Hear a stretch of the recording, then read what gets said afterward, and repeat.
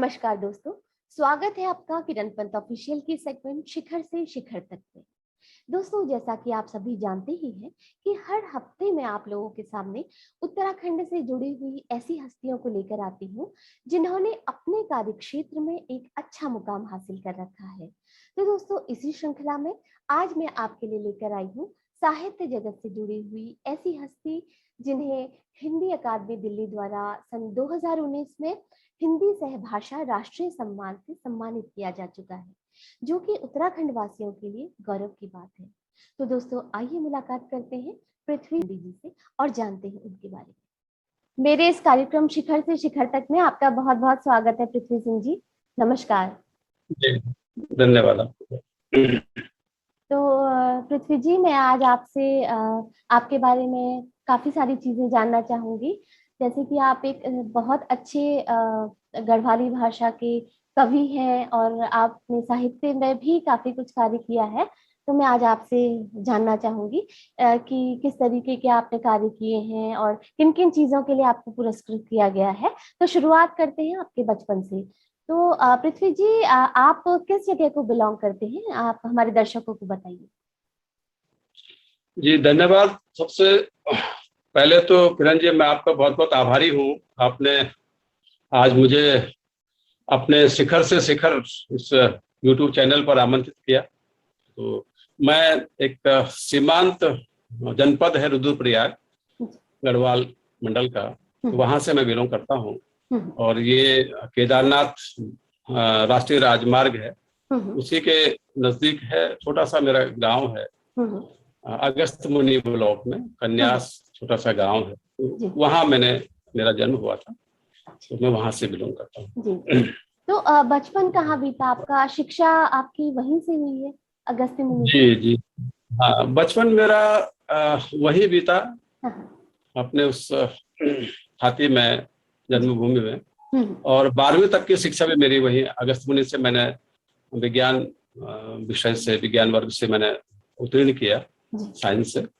तो वहाँ मेरा बचपन गुजरा और उसी माटी में। तो उसके बाद जैसे कि एक पहाड़ी युवक के साथ इस तरह की परिस्थितियां होती है, उसे रोजगार के लिए बाहर जाना पड़ता है। तो पिताजी अस्वस्थ थे, उन्होंने कहा था कि अगर डिवीजन आएगी और स्कॉलरशिप मिलेगी तो BSc आगे कंटिन्यू करना। तो दुर्भाग्य से ऐसा नहीं हुआ। उस समय बहुत कम लोग पास होते थे। हम लोग साइंस के 52, मुझे याद है, 52 स्टूडेंट थे, उसमें केवल 13 लोग पास हुए थे। तो 1-2 मार्क्स से मेरी डिवीजन रह गई थी। तो फिर मुझे बस वो पिताजी ने कहा था कि अगर डिवीजन आएगी तो फिर पढ़ा दूंगा, क्योंकि अस्वस्थ थे और समर्थ नहीं थे पढ़ाने में। तो फिर मुझे दिल्ली आना पड़ा। तो फिर यहाँ भी मैंने अपने शिक्षा को कंटिन्यू रखा और अपना थोड़ा मतलब पार्ट टाइम करके कुछ करके सीखा और बढ़ने का कोशिश। तो ये मेरा शुरुआती दौर रहा है। जी। तो पृथ्वी जी, साहित्य में आपका रुझान कने हुआ? जी, रुझान तो वैसे मेरी पृष्ठभूमि साहित्यिक नहीं है। पिताजी एक किसान थे और पहले तो वो बाहर रहे हैं, वो भी रोजगार के लिए गए हैं, लेकिन गांव में खेती बहुत थी। तो उनको अपने परिवार को संभालने के लिए गांव में रहना पड़ा। लेकिन वो तुकबंदी बहुत करते थे मेरे पिताजी, बच्चों को हंसाना उठाना, और तुकबंदी के बड़े माहिर थे। तो वहां से थोड़ा सा मुझे वो संस्कार मिले और थोड़ा बहुत वो मतलब विरासत में समझ लो, को छोटे मोटे तुकबंदी करने का जो है ना, उस तरह का वो जो संस्कार मुझे मिले। लेकिन फिर भी मैंने अपना साहित्य को शुरू नहीं किया। जब मैं दिल्ली आया, यहाँ पर कुछ लोगों को देखा कई मंचों पर, अपने गढ़वाल के मंचों पर, हिंदी के मंचों पर, और सरकारी सेवा में मैं लग गया था। 28वें साल मेरा वर्ष में मैं प्रवेश कर चुका था। तो तब मैंने जो है वो कुछ लिखने की प्रेरणा मुझे वहां से शुरू हुई। तो वहां पर एक मंदिर में कोई एक पंडित जी कोई प्रवचन कर रहे थे शमशान पर। तो शमशान पर वो कह रहे थे कि शमशान पर जो है सब लोग समान होते हैं, वहां चाहे अमीर हो गरीब हो, वहां पर मतलब किसी तरह का भेदभाव नहीं होता, इस तरह का एक प्रवचन चल रहा था। तो वहां पर कुछ मेरे भाव मन में जो उद्गार प्रस्फुटित हुए, तो वहां पर मैंने एक छोटी सी एक रचना लिखी। वो मेरी एक किताब है, मैं आपको दिखाता हूँ, वतन की चंदनी माटी। ये हिंदी अकादमी से की सहयोग से प्रकाशित है। तो मैं चाहूंगा कि ये मैं आपके समक्ष रखूं इसको। जी जी जरूर। ये शमशान पे मैंने लिखी थी। इसमें मैंने लिखा भी है कि यह कवि की प्रथम रचना है। अच्छा। तो वहीं से मैंने उसको जी सुनाइए आप। वो भाव लेते हुए कि दलित सवर्ण धनी अकिंचन शिक्षित अशिक्षित नागर गंवार, दलित सवर्ण धनी अकिंचन शिक्षित अशिक्षित नागर गंवार, मूर्ख सुजान दुराचारी सदाचारी, हो जहां सब समान उसे कहते हैं शमशान, उसे कहते हैं शमशान। और मंत्री संतरी नर नारी बीमार पहलवान बाल वृद्ध जवान, हो जहां सबसे एक ही व्यवहार, हो जहां सबसे एक ही व्यवहार, और एक ही हो जहां सबकी शान, उसे कहते हैं शमशान। और मौत को रखें सदैव याद, सुंदर मृत्यु हेतु हो प्रयास, पाप पुण्य का भी रखें तनिक हिसाब, 4 दिन की चांदनी है ये जहान, 4 दिन की चांदनी है ये जहान, शाश्वत शाश्वत सत्य है ये शमशान, शाश्वत सत्य है ये शमशान। ये मेरी पहली रचना थी। तो वहां से थोड़ा सा भाव आए। वाकई शाश्वत सत्य है ये शमशान, ये बिल्कुल आपने बहुत ही बढ़िया कविता में ढाला है अपने इन शब्दों को, विचारों को, जो भी आपके अंदर से आए। बहुत सुंदर, बहुत ही सुंदर रचना।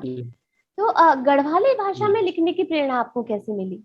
लेकिन जब यहाँ मैं दिल्ली आया तो यहाँ पर कन्हैयालाल दंड्याल एक नाम सुना होगा, बहुत बड़े कवि हुए हैं गढ़वाली के, और प्रेमलाल भट्ट जी, और एक रघुवीर सिंह अयाल गुठियार जी, और ये एक नेत्र सिंह असवाल, और कुछ लोग थे वहां पर, सीनियर लोग थे बहुत अभी।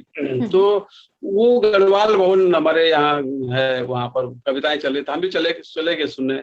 तो उनसे हम लोगों ने थोड़ा सा सीखा कि शायद बोला जाता है, कैसे ये लोग प्रस्तुत करते हैं अपनी रचनाएं। तो धीरे धीरे मैंने लिखना शुरू किया, और लिखते लिखते फिर 1 आध साल में 2 साल में फिर उन्हीं लोगों के साथ मंच पे हमने पढ़ा।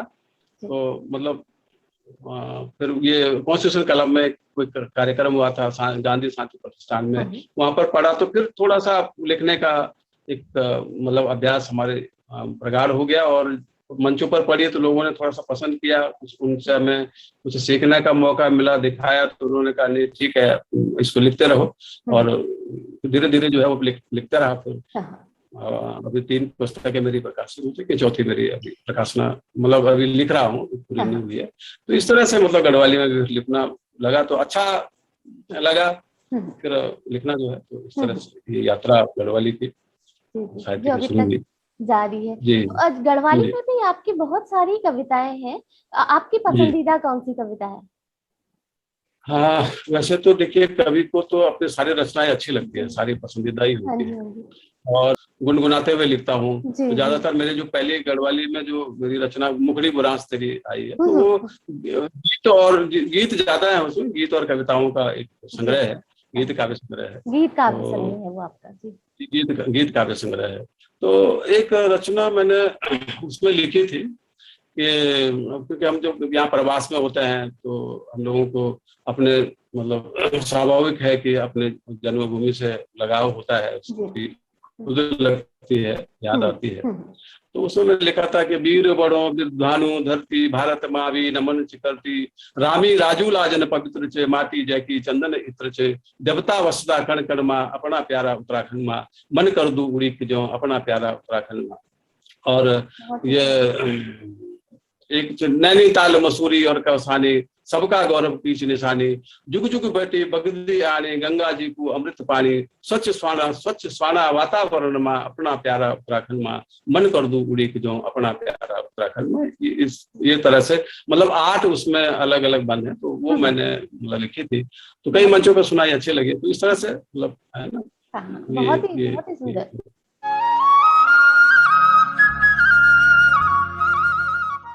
जी जी। तो आपको पृथ्वी जी हिंदी अकादमी दिल्ली द्वारा 2019 में सहभाषा राष्ट्रीय सम्मान भी दिया गया था। तो जो कि उत्तराखंड के लिए एक बहुत बड़े गौरव की बात है। तो इस सम्मान के बारे में आप हमारे दर्शकों को कुछ बताइए। जी जरूर। देखिए, ये वैसे तो मैं ये सम्मान मेरा सम्मान नहीं था, ये मेरी भाषा का सम्मान था, मेरे उत्तराखंड के लोगों का सम्मान था। और मैं बहुत अभी भी बहुत आभारी हूँ जो हिंदी अकादमी का, जिन्होंने हमारी भाषा को मतलब उसके भाषा के महत्व को समझा है। गढ़वाली भाषा, क्योंकि जो ये 6 भाषाएं हैं, हिंदी की 6 भाषाएं हैं, 6 भाषाएं हैं पूरे भारत में। और अक्सर हम देखते थे कि हर साल हर मतलब जब भी ये पुरस्कारों की घोषणा होती है तो उसमें राजस्थानी या दूसरी भाषाओं को, इस तरह 6 भाषाओं को मिलता था। उनको मौनी गढ़वाली का कहीं नाम नहीं होता था। तो उसमें इस गढ़वाली भाषा को उन्होंने समझा। और इसके जो, क्योंकि जब ये मैंने अपनी पुस्तकें वहां पर दी उनको, तो उनको लगा होगा कि ये एक बहुत समृद्ध भाषा है। और फिर उन्होंने जब इसका चुनाव किया तो बहुत अच्छा लगा। मैं तो ये हमारे लिए बहुत बड़ी गौरव की बात है, पूरे उत्तराखंड के लिए गौरव की बात थी। और मैंने तो उत्तराखंड सरकार से भी मेरा नेपाल वन में और कुछ चैनलों में इसी तरह का कोई इंटरव्यू हुआ था, तो मैंने कहा था कि उत्तराखंड सरकार को पहल करनी चाहिए और उत्तराखंड की जो भाषाएं हैं, जो हमारी आंचलिक भाषाएं हैं, उनको जो है हमारे पहले तो हमारे जो 8वीं संविधान के 8वें अनुसूची में शामिल करें, और नहीं तो उनको कम से कम सरकार जो हमारे उत्तराखंड में है उनको जो है हिंदी के बाद दूसरी जो राज्य की जो भाषाएं हैं, दूसरे तीसरे नंबर की, उस तरह का स्थान उनको दिया जाए, ताकि जो है उनका मतलब संवर्धन हो, उनको उस तरह से प्रचार प्रसार हो, तो हमारी भाषा बचेगी, हमारी लोक जीवन बचेगा। जी बिल्कुल बिल्कुल। जहाँ एक तरफ ये हमारी जो ये सहभाषाएं हैं, जैसे कुमाऊनी, गढ़वाली, जौनसारी बिल्कुल ही मतलब विलुप्त की कगार पर है, तो वहां पर आपका ये प्रयास तो बहुत सराहनीय है, बहुत ही सराहनीय। तो जैसे कि पृथ्वी जी, आप जीवन विज्ञान में परास्नातक हैं और प्राकृतिक योग चिकित्सा में भी आपको डॉक्टर की उपाधि मिली है। तो प्राकृतिक चिकित्सा के कुछ अनुभव आप हमें बताइए। जी जी हाँ बिल्कुल। प्राकृतिक चिकित्सा में आपने पूछा, उससे पहले आपने कहा कि भाषा जो है समाप्ति के कगार पर है। यूनेस्को ने भी 2004 में शायद इसका एक सर्वे किया था, उसमें हजारों भाषाएं हैं इस तरह की भाषाएं जो अपने मतलब आज मतलब हाशिए पे जा रही है। हाँ। उसमें उन्होंने एक घोषणा की थी कि गढ़वाली और कुमाऊनी और ये भी जो है वो समाप्ति के कगार पर है। हाँ। तो उसके लिए भी हमें प्रयास करना होगा, अपने घर से, अपने आप से, अपने बच्चों से इस तरह से एक प्रयास करना होगा, तभी जाके हम उसको अपने लोक जीवन को, लोक दर्शन को, अपनी संस्कृति को, अपनी पहचान को बचा पाएंगे। अन्यथा वो भी समाप्ति के कगार पर जाएगी धीरे धीरे, अगर हम लोग उसको नहीं करेंगे। हाँ। लेकिन आपने प्राकृतिक चिकित्सा की बात की, जी योग की बात की, तो प्राकृतिक चिकित्सा में मेरा, क्योंकि विज्ञान का विद्यार्थी था, तो वहां से थोड़ा रुझान तो था ही मेरे को, उसको ज्यादा कठिनाई नहीं हुई जब। लेकिन अक्सर मैं इसलिए मैंने उसको पढ़ाई तो मैंने कर ही दी थी, अपने जो सरकारी सेवा में मिला, कंपटीशन में मैं गया, वहां मुझे वो नौकरी मिल गई थी, तो मुझे उसकी जरूरत नहीं थी प्राकृतिक चिकित्सा की, योग की। लेकिन वो मैंने अस्वस्थ रहता था बहुत सारी चीजें की। तो मेरे कोई मित्र थे, तो उन्होंने कहा कि तुम प्राकृतिक चिकित्सा या योग से जुड़ जाओ। तो मैंने वो अपने लिए स्वास्थ्य को सुधारने के लिए उस दृष्टिकोण से उसको ज्वाइन किया। तो लेकिन प्राकृतिक जीवन जब मैंने उसको किया तो मेरे जीवन में मेरा मतलब काया पलट हो गई, एक समझ लो। बहुत बड़ा परिवर्तन मेरे जीवन में आया। मैं बीमार रहता था, ये रंग बिरंगी गोलियां जो है हर समय रहती है, जैसे अक्सर आजकल लोग लेते हैं। लेकिन जब मैं प्राकृतिक चिकित्सा मैंने शुरू की और उसको अपने आप में उतारा, तो वहां पर मेरी कुछ 2-3 सालों में मेरी वो सारी दवाइयां छूट गई। क्योंकि हम सब लोग प्रकृति के जितना नजदीक जाएंगे, प्रकृति की गोद में जाएंगे, प्रकृति के जितने संपर्क में जाएंगे, उतना हम स्वस्थ रहेंगे। मेरे कहने का आशय यह है कि हमें प्रकृति से जुड़ना पड़ेगा। प्रकृति के जितना नजदीक हम रहेंगे उतना हम स्वस्थ रहेंगे। तो ये इसलिए मैंने प्राकृतिक चिकित्सा को चुना, और मुझे अपना अनुभव के आधार पर मैं कह सकता हूँ।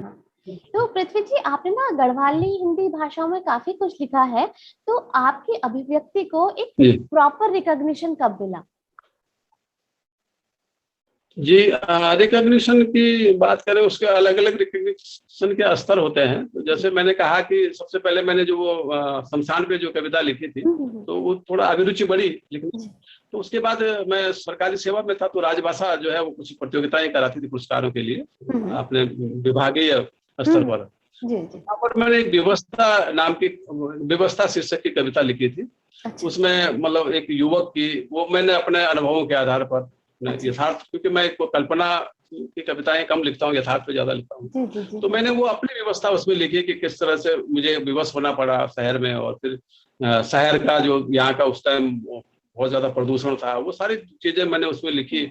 हाँ तो हाँ। वो मैंने पहली बार किसी मंच पर मैंने पढ़ा, तो वहां पर हमारे जो निदेशक थे, कोई डॉक्टर त्यागी जी थे, तो उनको बड़ी अच्छी लगी वो। तो उन्होंने मुझे प्रोत्साहन पुरस्कार दिया उसमें। तो काफी अच्छा। सारे लोग थे, 40-50 लोग होते हैं उसमें, जी मुझे प्रोत्साहन पुरस्कार मिलना तो मेरे लिए तो बहुत बड़ी बात थी। जी जी। तो वहां पर बहुत अच्छा लगा मुझे। 100 रुपये शायद इनाम मिलता था उस टाइम। अच्छा। काफी 25 से 30 साल की पहले की बात मैं बता रहा हूँ। जी। तो फिर मेरे अंदर एक जिज्ञासा बड़ी बहुत प्रगाढ़ होती रही कि मैंने कहा मैं लिख तो रहा हूँ, लेकिन उसको अगर इनाम मिल गया तो ये मेरे लिए बड़ी बात है। तो लोगों ने फिर मुझे प्रोत्साहित किया। तो अच्छा। एक तरह का रिकॉग्निशन जी, वो तभी मेरे आपको जीवन मिला। में शुरू हुआ। हम्म। उसके बाद फिर मैं जैसे गढ़वाली, मैंने कहा कि गढ़वाली मैंने शुरू किया, जी। तो फिर मुझे किसी ने बताया कि रेडियो में भी जो है आप लोग दे सकते हैं प्रसारण के लिए, हम्म। आपको बुलाएंगे वहां पर। तो मैंने नजीबाबाद, उस टाइम हमारा जी। रेडियो स्टेशन होता था, हाँ हाँ। तो मैंने वहां पर भेजा। हम्म। तो उन लोगों ने मुझे मेरे गांव का पता दिया था मैंने, क्योंकि वो जी गांव से ही बुलाते हैं, हम तो दिल्ली में थे। जी जी। तो फिर उन्होंने चिट्ठी भेज दी गाँव में। तो मेरा छोटा भाई गाँव में रहता था, उसने फिर मुझे फोन पे बताया, फिर वो बाई पोस्ट मेरे पास भेजा, जी है ना। जी। तो न उस टाइम मैं गाँव गया, हम्म। क्योंकि इतनी मतलब वो थी, उत्सुकता थी कि जी नजीबाबाद में जाना है। तो मैं गाँव गया उस लेटर को लेकर के, फिर वहां से फिर मैं नजीबाबाद आया। जी तो दूसरे दिन कार्यक्रम का पहले दिन आया, तो वहां मैं फिर धर्मशाला में किसी में रहा वहां पर। जी। और फिर मैंने वो दूसरे दिन वहां पर गया। तो वहां पर अच्छा लगा, वो 4-5 एकल पाठ था जी। उसमें। तो फिर मैंने जब पढ़ा तो रेडियो पर गया, तो गांव वालों को बहुत अच्छा लगा। मैंने अपने अच्छा। गांव की उसमें मतलब एक हमारा जो सड़क मार्ग से दूर था, तो उसकी उस तरह की मतलब कुछ जो उसमें जो भी गांव की जो भी समस्याएं होती हैं, वो सारे उनका चित्रण था उसमें। हाँ हाँ। तो गाना गा करके मैंने वो सुनाया था वहां पे। जी। तो और भी कुछ रचनाएं थी, तो उनको बड़ी अच्छी लगी। तो लोगों ने फिर मेरे को, किसी ने गांव में ही मैं चला गया था, तो फिर उन्होंने बताया कि बहुत अच्छी लगी। मैंने भी सुना वो सारे हाँ हाँ। रिकॉर्डिंग, बाद हाँ में सुना। तो मुझे क्योंकि पहले पहला मौका अवसर था, तो अच्छा हाँ। लगा। तो धीरे धीरे मैं 10 साल तक वहां जाता रहा। अच्छा। उसके बाद फिर दिल्ली में भी, मैं यहाँ आकाशवाणी दिल्ली में भी गया, और जी फिर पौड़ी में और देहरादून में भी 1-2 बार चला गया। फिर हमारे यहाँ एक सामुदायिक रेडियो जी। वो है, स्टेशन है। हाँ। वो तो मेरी रचनाएं अभी तक भी प्रसारित करते रहते हैं, वो अच्छा। भी बुलाते रहते हैं कभी कभी जब जाता है। जी। तो वो एक तरह का रिकॉग्निशन था। हाँ हाँ। और फिर बहुत सारे मंचों पर गया, संस्थाओं ने उन्होंने इस तरह के सम्मान देते रहे। जी। और फिर सबसे बड़ा रिकॉग्निशन जो आपने कहा कि हिंदी अकादमी ने जो सह भाषा जी। सम्मान जो मुझे प्रदान किया है, मेरे निमित्त जो है, मेरी भाषा को दिया है, हम्म। मेरे उत्तराखंड के लोगों को दिया है, जी वो मेरे लिए बहुत बड़ा जी। रिकॉग्निशन उसको मानता हूँ।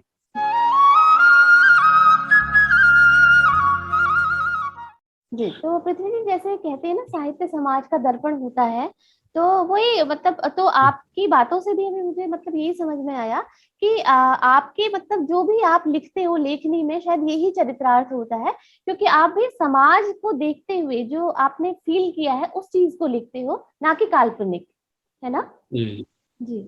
जी हम्म। जी। जी। हाँ हाँ। ये पृथ्वी जी, आपने कवि चंद्र कुंवर बरथवाल जी की स्मृति में जो एक स्मृति मंच बनाया है हिमवंत नाम से, उसके बारे में जी जी आप कुछ बताइए। जी। हुआ। हाँ। तो एक्चुअली चंद्र कुमार बरतवाल जी हमारे घाटी के ही है ना, अच्छा। केदार घाटी के ही है हम्म। वहाँ के। तो वहाँ पर उनकी जो जो कविताएं हैं, वो मतलब 12वीं तक के स्तर तक नहीं पढ़ाई जाती है, और गढ़वाल यूनिवर्सिटी में उनकी कविताएं पढ़ाई जाती हैं, इलाहाबाद यूनिवर्सिटी में अच्छा। उनकी कविताओं पर। लेकिन हम लोगों ने क्योंकि 12वीं तक शिक्षा ली थी, तो वहां पर हमें ये भी नहीं पता था कि चंद्र कुमार कौन है। ऐसे कभी सुनिया होगा, लेकिन ये इतना इनके बारे में नहीं मालूम था। तो जब मैं दिल्ली आया तो यहाँ पर कुछ लोगों का कहीं कुछ आयोजन हो रहा था कि चंद्र कुमार बरतवाल जी के बारे में, ये राजेंद्र दसमाना जी और इन्होंने कुछ इस तरह, इन लोगों ने कुछ किया था ऐसे कुछ चित्र प्रदर्शनी, और कभी कुछ गोष्ठियां होती थी। तो मुझे भी वहां जाने का मौका मिला। तो मैंने देखा, फिर मैंने उस पर थोड़ा स्टडी की कि है कौन चंद्र कुमार बरतवाल। तो फिर मैं देखा तो वो बिल्कुल हमारे वहां के निकले, और देखा कि वो 28 साल की उम्र में उनका मतलब देहावसान हो गया था, और इस छोटे कालखंड में उन्होंने इतनी मतलब उत्कृष्ट रचनाओं का सृजन किया है। धीरे धीरे जब मैंने पढ़ा तो मेरे अंदर बड़ी वो हुई कि मैंने कहा देखो इतना छोटी उम्र में, और कीट और शैली को थोड़ा सा सुना था अपने इसमें, तो मतलब छोटी उम्र में इतना मतलब समृद्ध साहित्य, श्रेष्ठ साहित्य लिखना, उसी तरह का उन लोगों से सुना कि चंद्र कुमार बरतवाल भी उसी श्रेणी के कवि थे। तो मेरे अंदर बड़ी जिज्ञासा, और सबसे बड़ी बात है कि हमारे बहुत नजदीक थे। तो मैंने कहा भाई इस कवि को कुछ स्थान, मतलब यथेष्ट स्थान मिलना चाहिए। और इतना मुझे इसमें पढ़ने को मिला था कि उनके जो सहपाठी थे प्रोफेसर शंभू प्रसाद बहुगुणा थे, और बुद्धि वल्लभ ममगाई श्रीकंठ जी थे, अब वो नहीं रहे हैं वो लोग, और एक उमा शंकर सतीश थे, सतीश जी थे, सतीश जी, तो ये इनके क्लास फेलो होते थे। तो इन लोगों ने उनकी रचनाओं को मतलब खासकर सबसे बड़ा इसका श्रेय शंभू प्रसाद बहुगुणा जी को जाता है, जो उनके सहपाठी थे। तो उन्होंने उनकी 7-8 जो पुस्तकें थी उनको ये इलाहाबाद में रहते हुए प्रोफेसर थे, वहां पर उन्होंने छपाई। तो वो मतलब मेरे को मतलब बड़ा वो हुआ, आश्चर्य हुआ कि इतना बड़ा कवि, और आज हम लोग नहीं जानते हैं, और इतना नजदीक उनके नजदीक रहते हैं। तो कहीं ना कहीं हमारा भी कोई दायित्व बनता है कि इनको कोई मतलब कम से कम विश्व पटल पर नहीं तो है ना, कम बहुत मतलब ज्यादा से ज्यादा लोगों तक ये बात पहुंचे, उनकी पहचान बने। तो फिर मैंने पहले कुछ काफी कार्यक्रम करवाए इस तरह से, फिर संस्था का नाम कुछ और था पहले, फिर इस तरह से ये हिमोंत रखा। तो उस पर मैं लगभग मेरे को लगता है 18-20 साल से मैं काम कर रहा हूँ। कभी सम्मेलन कराते हैं, कल भी हमारा एक कार्यक्रम छोटा सा है, और हम सम्मान भी उसमें देते हैं बड़े साहित्यकारों को भी देते हैं, जो हमारे पत्रकार होते हैं, समाज सेवी होते हैं, उनको भी हम उनके नाम से हर साल जो है सम्मान देते हैं। अभी कोविड के पृथ्वी जी, काव्य की ना कौन सी विधा आपको सबसे ज्यादा प्रेरित करती है लिखने के लिए? विधा तो अब देखिए, विधा तो मैंने देखिए सब कुछ लिखा है। छंद भी मैं थोड़ा बहुत लिख देता हूँ, दोहे मैंने लिखे हैं, मुक्तक में भी लिखा है। मुक्तक मेरे मुक्तक मणिका करके एक 120 पेज की, वो बिल्कुल प्रकाशनाधीन है, वो मैं मतलब सरकार के विभाग में दे रखा है कहीं, तो अभी उसमें कुछ नहीं हुआ। हाइकू, हाँ, और हाइकू संग्रह मेरे को बिल्कुल तैयार है। वो हाइकू संग्रह भी मेरी 120 पेज की एक हाइकू संग्रह भी, वो मैंने ये कोरोना कालखंड में लिखा है। अच्छा। और दोहे लिखे हैं, छंदबद्ध कविताएं भी हैं, गीत भी है, मैंने काफी लिखे हैं, वो गढ़वाली में भी और हिंदी में भी। तो बाकी तो विधाएं तो अब जैसे अब वीर रस है, शांत रस है, रौद्र रस है, श्रृंगार में सभी तरह का मिलन। जैसे मैंने आपको कहा कि जैसे मेरे मन में आता है, मैं कोई के काव्य का कोई पारखी नहीं हूँ उस तरह से, न मैं व्याकरण पे जाता हूँ, न उसके उस तरह के मतलब बहुत सारे जो नियमों का या जो उसके लिए जो मानक बने हुए हैं, तो बहुत ज्यादा ध्यान नाटक मेरे से हो सकता है। तो मैं पूरी कोशिश करता हूँ कि मतलब अच्छा से अच्छा लिखूं, और उसका असर जो है पाठकों तक पहुंचे, तो उस तरह से कोशिश करता हूँ। तो बहुत सारे लोगों का उसका मतलब मुझे जो उनकी तरफ से जो रिस्पांस आता है, उससे मुझे संतुष्टि मिलती है, और फिर मुझे मतलब लिखने की प्रेरणा बढ़ती है, मैं लिखता हूँ। तो ये सब तो जी, आने वाले आपकी बाकी जितनी भी रचनाएं आपकी हैं, आपको उनके लिए मैं बहुत बहुत शुभकामनाएं देना चाहती हूँ। आज आपके बारे में जानकर बहुत जी अच्छा लगा, काफी कुछ मुझे उम्मीद है कि हमारे उत्तराखंड के लोगों को आपके बारे में जानने को मिला होगा। और मुझे जी आपसे यही उम्मीद है कि भविष्य में भी आप जिस तरीके से हमारी ये भाषा, गढ़वाली, कुमाऊनी, जो भी हमारी भाषा है उत्तराखंड की, इनको आगे बढ़ाने में जी अपना सहयोग दे रहे हैं, इसी प्रकार आप औरों को भी प्रेरित करेंगे और खुद तो आप सहयोग करते ही रहेंगे। आपको बहुत बहुत बिल्कुल। शुभकामनाएं। और इसी के साथ जी धन्यवाद। बहुत बहुत धन्यवाद आपका।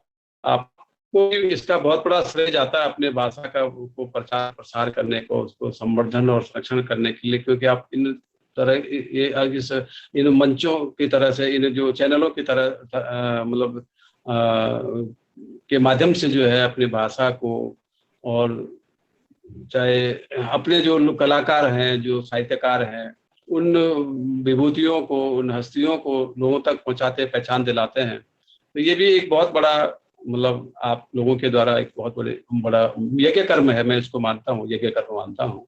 तो आप जब इसको आगे इसी तरह से बढ़ाते रहें, और मैं ईश्वर से प्रार्थना करता हूँ कि आपका ये जो शिखर से शिखर है, ये और ऊंचे शिखरों को छुए, ऐसे में भगवान से। बहुत बहुत धन्यवाद। तो दोस्तों, ये थे केदार घाटी से श्री पृथ्वी सिंह केदार खंडी जी। उम्मीद करती हूँ कि आपको आज का ये कार्यक्रम पसंद आया होगा। और साथ ही साथ आपसे रिक्वेस्ट भी है मेरी कि मेरा ये जो चैनल है किरणपंथ ऑफिशियल, आप सभी इसे सब्सक्राइब जरूर कीजिए। तो इसी के साथ आपसे विदा लेती हूँ। जय देवभूमि, जय उत्तराखंड, जय भारत।